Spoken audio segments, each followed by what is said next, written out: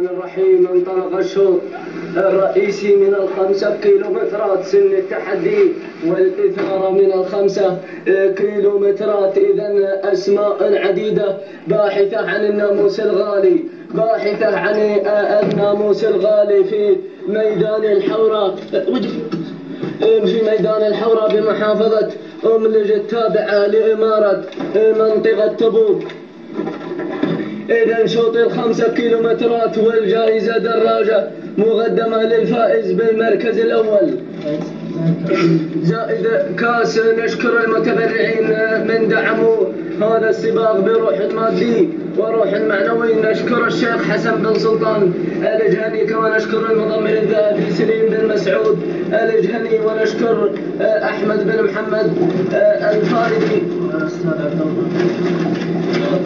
والأستاذ عبد الله دخيل الله الجهني على دعمه وتشجيعه لهذه الرياضة. إذا ننطلق سويا لنتعرف على أول الأسماء الباحثة هنا عن الناموس الغالي في ميدان الحوراء بمحافظة أملج. إذا هنالك يبدو لي الساحل سليم بن مسعود الجهني من يتقدم في هذه اللحظات. الساحل مع سليم بن مسعود الجهني، بينما في ثاني المراكز، في ثاني الأسماء، عفوا أول الأسماء هنالك الغربي مع عبد القادر بن جلاف السوداني من يتقدم في هذه اللحظات. بينما في ثاني المراكز هنالك شاهين وسليم بن مسعود الجهني، بينما في ثالث المراكز هنالك الغزال ومفلح بن عبد الله الجهني، بينما وصلت الذيبة صاحبة الإنجازات وصاحبة الأشواط الرئيسية هنا بمحافظة أملج. هنالك الذيبة مع محمد بن معاوض الجهني، بينما في ثالث رابع المراكز هنالك شاهين وسليم بن مسعود الجهني، ولكن وصل ذلك في خامس المراكز وصل الكابتن مع محمد بن صالح الجهني في خامس المراكز. أتممنا نداءنا للخمس المراكز الأول في إذاعتنا الأولى، ونرجع إلى المقدمة، إلى الصدارة، إلى الغرب هنا مع عبد القادر بن جلاب السوداني من يتقدم في هذه اللحظات، منطلق بشعاره يبحث عن السلامات هنا بميدان الحوراء بمحافظة أملج. بينما ثاني المراكز هنالك في ثاني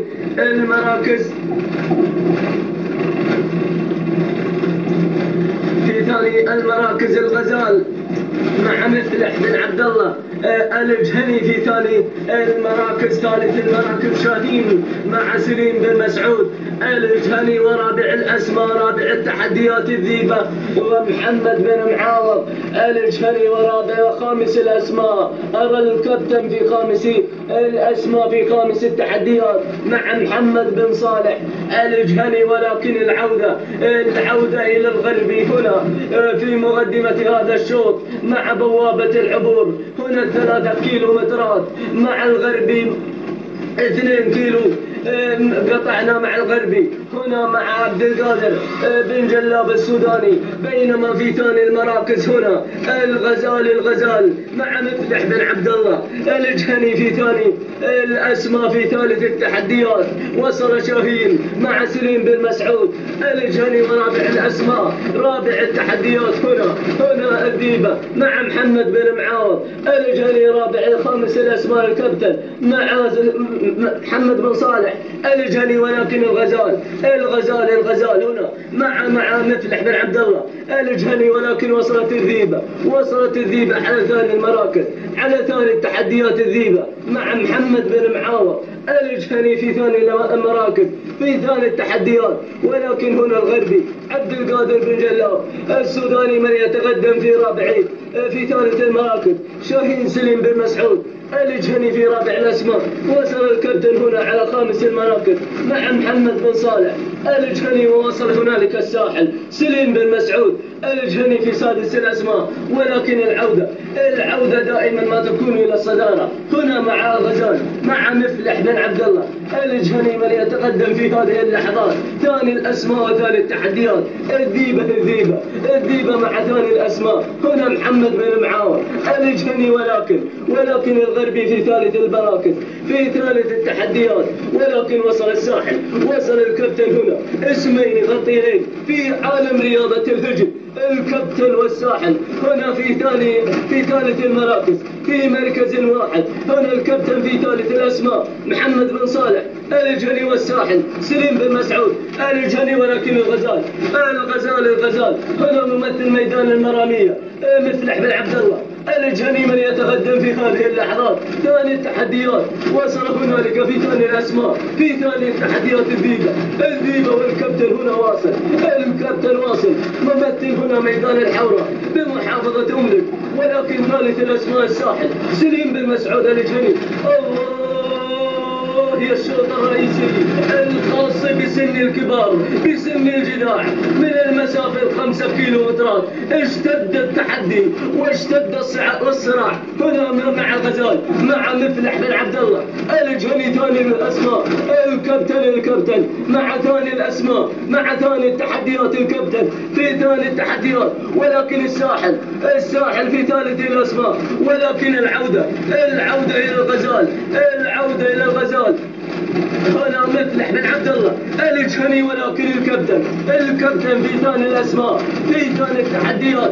ولكن انطلق الغزال هنا مباشرة نحو خط النهاية مع مفلح بن عبد الله الجهني من يتقدم في هذه اللحظات ليفدي الناموس من الكيلو 200 الأخيرة، ليودي الناموس هنالك إلى إخوان في الميدان المرامية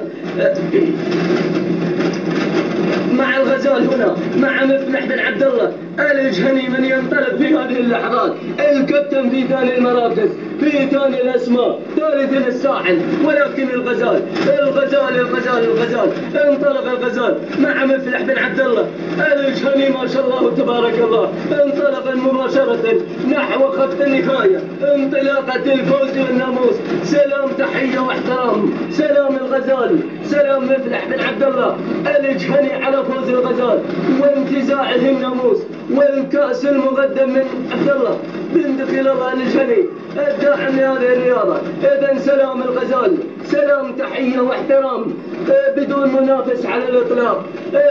الغزال مع مفلح بن عبد الله الجهني إذن 500 متر الأخيرة الفاصلة عن الناموس الغالي، الفاصلة عن الناموس الغالي عن ناموس 5 كيلومترات. مع الشوط الرئيسي هنا لينطلق الغزال ليهدي الناموس إلى المرامية، ولكن هنا اللحظات الأخيرة اللحظات الحاسمة مع الغزال مع مفلح بن عبد الله الجهني. ولكن تهانينا والناموس لمالك الغزال مفلح بن عبد الله الجهني من 500 متر الأخيرة، ولكن 500 متر الأخيرة الفاصلة عن الناموس الغالي مع الغزال مع مفلح بن عبد الله الجهني. إذن سلام تحية واحترام لمالك الغزال مفلح بن عبد الله الجهني على انتزاعه الناموس الغالي من 5 كيلومترات. إذن مفلح بن عبد الله الجهني من انتزع الناموس الغالي من 5 كيلومترات. ثاني الأسماء وثاني التحديات الكابتن محمد بن صالح الجهني. ثالث الأسماء هنالك الساحل سليم بن مسعود الجهني. تالينا والناموس لكل فايزين، تالينا والناموس مفلح بن عبد الله الجهني على فوز الغزال وانتزاعه الناموس الغالي.